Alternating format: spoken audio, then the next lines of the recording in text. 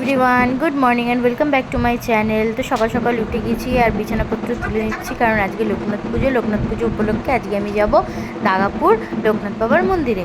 তো আমি এই যে সকালবেলা উঠে এই মানে চা বানিয়ে নিচ্ছি আর মা ওদিকে পুজো দিচ্ছে। আর আমি যাব হচ্ছে দাগাপুরে। আমি কোনো সময় যাইনি, তো যাচ্ছি। আর আমি কিন্তু পুজো দেবো না, কারণ কি আমি ওষুধ খাই, তো আর আমি মানে উপোস থাকতে পারবো না। সকাল থেকে আমার ওষুধ খাওয়া শুরু হয়ে যায়, কারণ কি তোমরা জানোই, যারা দেখেছো আমার ব্লগ, যে আমি কয়েকদিন আগেই মানে অফিস থেকে উঠেছি, ট্রিটমেন্ট হয়েছে, তো আমি উপোস থাকতে পারবো না, তো থাকিনি। হেই গাইস, তো আমি স্নান করে রেডি হয়ে গিয়েছি। আর আজকে লোকনাথ পুজো, তো দাগাপুরে লোকনাথ মন্দিরে যাব। চলো,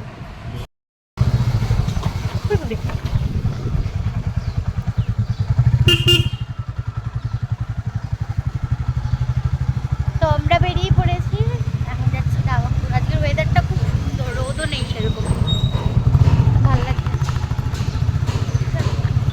তো আমরা এসে গেছি, আর এত ভিড়, আর এখানে বাইক পার্কিং করতে গেলে তো আমি আপনাদেরকে ভিড়টা দেখো, এখানে পূজা দিয়ে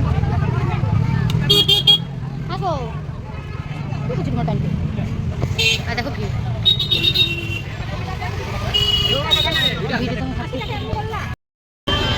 শুভেচ্ছা অভিনন্দন জানাচ্ছি। আজকের এই বিশেষ দিনের মাহাত্ম্য আপনাদের সকলের জানা, এবং যারা লোকনাথ ব্রহ্মচারী বাবা। দেখো তো আমার মালা টালা হলো একটু।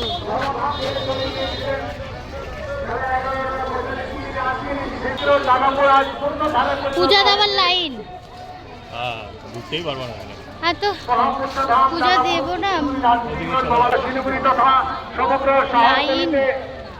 বিভিন্ন সেবামূলক কার্যে সংগঠিত বিভিন্ন সেবামূলক কার্য, এই কারণে অসংখ্য মানুষের কোথায় মন্দির দেখো, খুব সুন্দর। না, পরে খাই। দেখো কি সুন্দর ঠাকুরের ইয়েগুলো, বেশ না ঘুরে দেখি, কি সুন্দর মেলা।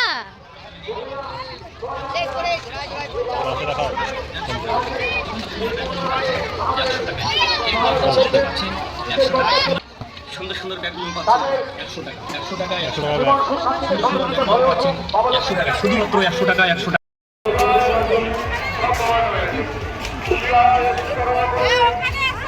টিকাগুলো কোথায়?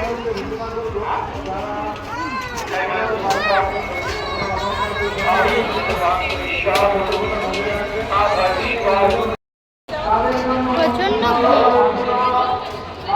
কি সুন্দর, আমি প্রথমবার আসলাম, এত সুন্দর, খুব বড়।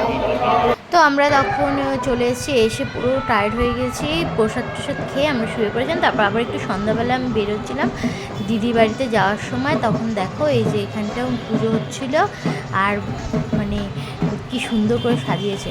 তো কেমন লাগলো আমার এই মিনি ব্লগটি? তোমাদের ভালো লাগলে অবশ্যই লাইক, কমেন্ট, সাবস্ক্রাইব করে দিও আমার চ্যানেলটা, আর পাশে থাকা নোটিফিকেশন বেলটি অবশ্যই প্রেস করো।